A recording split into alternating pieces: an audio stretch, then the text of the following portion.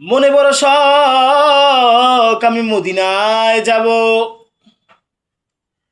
কত হাজি মদিনায় যায়, রাসূলকে সালাম জানায়। মনে এত আশা, এত মহব্বত, মুমিনের মহব্বত শুধু রাসূলের জন্য। মুমিন রাসূলের জন্য জীবনও দিয়ে দিতে পারে।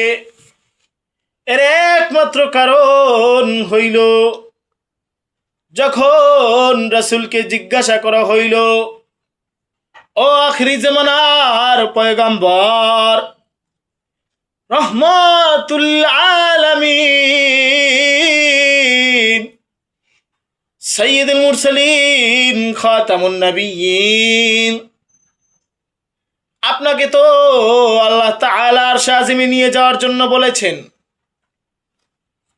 যখন হুজুর পাক সাল্লাল্লাহু আলাইহি ওয়াসাল্লামকে জিবরাইল আলাইহিস সালাম এই কথা বলল, এটা হলো আখিরি জামানার পয়গম্বর, রহমাতুল লিল আলামিন, সাইয়্যিদুল মুরসালিন, খাতামুন নবিয়্যিন এর ইন্তেকালের আগ মুহূর্ত। তখন আবার আখিরি জামানার পয়গম্বর, রহমাতুল লিল আলামিন, সাইয়্যিদুল মুরসালিন, খাতামুন নবিয়্যিন ডাক দিয়ে জিবরাইলকে বলতেছে, ও জিবরাইল, আমি যদি দুনিয়া থেকে চলে যাই, আমার উম্মতের কি হবে? সেই এক বাক্যের কারণে আজ মুমিনের অন্তরে রাসূলের প্রতি এত মহব্বত।